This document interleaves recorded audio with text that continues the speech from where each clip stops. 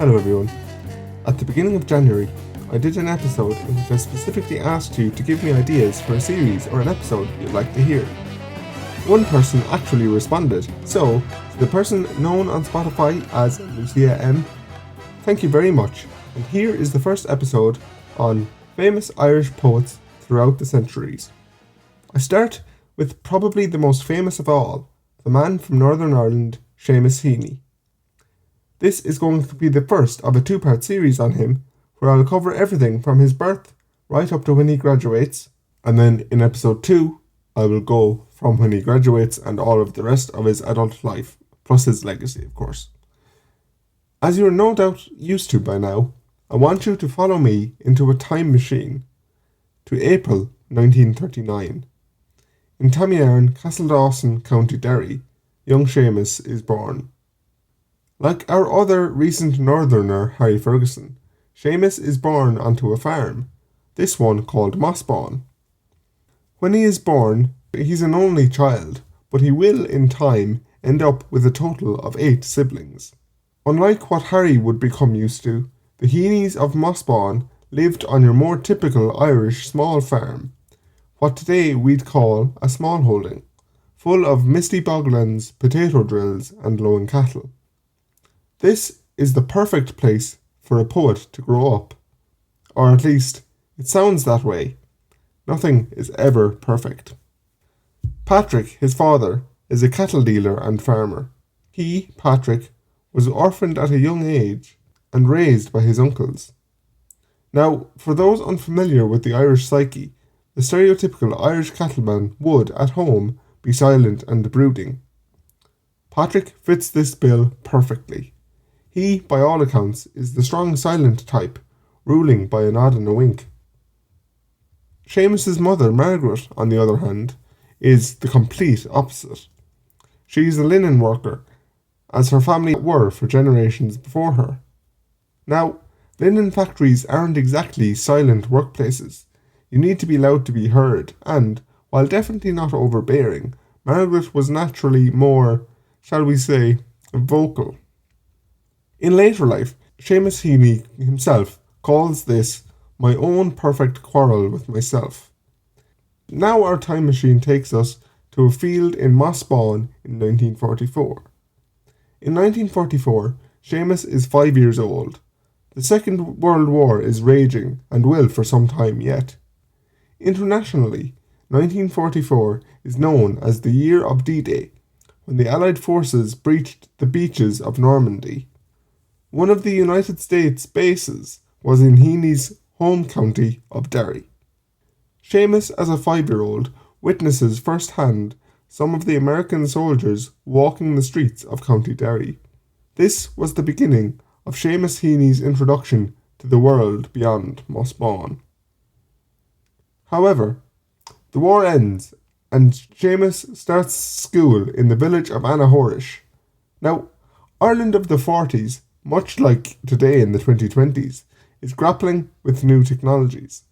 In the case of the Heaneys, their use of the radio gives us a frankly astonishing look at their two-toned lives. The Heaneys chose, as was their right, to listen to 2 vastly different stations. Firstly, the common one, the British Broadcasting Corporation, or BBC, the voice and sound of the ruling class in Northern Ireland. But, a vital piece of information here, the Heaneys are Catholic. While not particularly staunchly Republican, they still do listen to Radio Éireann, broadcasting from Athlone, County Westmeath, on the Republic side of the border. Through this, Seamus is exposed to Irish music, the Irish language, and even hurling and Gaelic football, things he simply wouldn't get on the BBC. Anyhow, we get to 1950. Seamus is 12 years old when he sits the 11 plus exams. These are essentially exams between primary and secondary school, or elementary and grade school, I think is the equivalent in America. And Seamus absolutely aces them, and winds up in St. Colum's College. It's a Catholic boarding school and a massive shift for Seamus. the boy who grew up on a farm moves, for education's sake, to the city of Derry. Now, on the day itself, his parents do take him for a little drive over the border to Donegal, where they buy him a packet of biscuits. But then, that's it. He is left all alone on the steps of St. Colum's College in the city of Derry. Thus begins his first exile, and that word is very important to him later, and what he calls the heaven of education. And he's not the only well-known name there. Literary critic Seamus Heaney and political activist John Hume are also students of St. Colum's at this time in history. Hume, particularly, should be known to you, particularly if you are Irish or American. He was one of the key architects of the peace process that brought an end to the Troubles. By the way, I'm considering doing a series on the Troubles. Let me know if you want to see that. Or should I say, hear that. But anyway, just as Seamus is learning and maturing into a young man, tragedy strikes. In February 1953, his 4-year-old brother is walking on the road near their house in Bellaghy.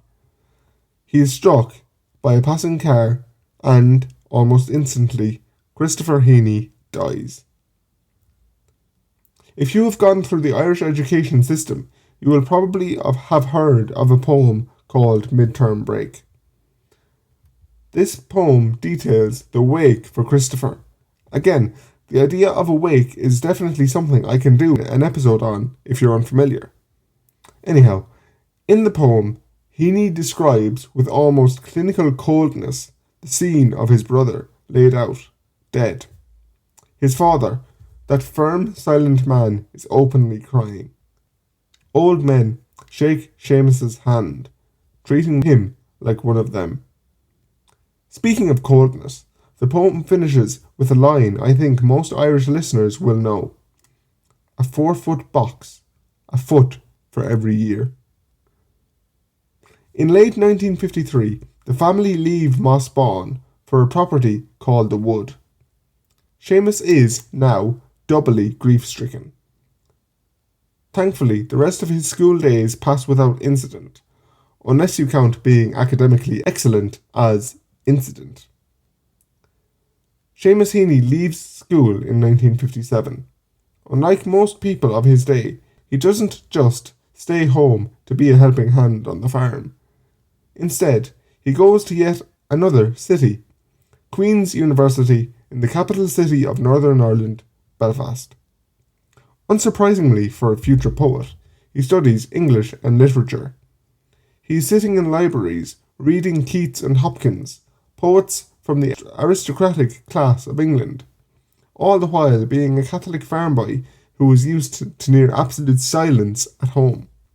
And that dichotomy, sorry for big words, the fact that the two situations are so different, does hit him, like a train, so to speak. He almost instantly feels that the high aristocratic language is unsuited to describe the squelch of mud or the smell of the slurry he was used to. Then, he finds a book by Ted Hughes. Hughes's poetry is much more about rugged everyday rural life, and particularly nature. Hughes writes of everything from pigs to hawks to predatory fish. Heaney's mind is absolutely and entirely blown.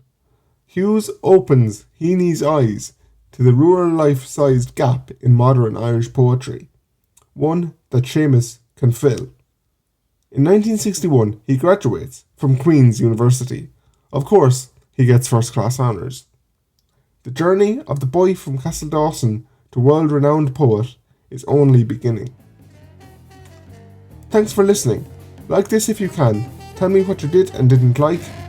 Follow me on Liam Blake Podcaster and, most importantly, tell everybody about the History and Heritage Podcast. Bye!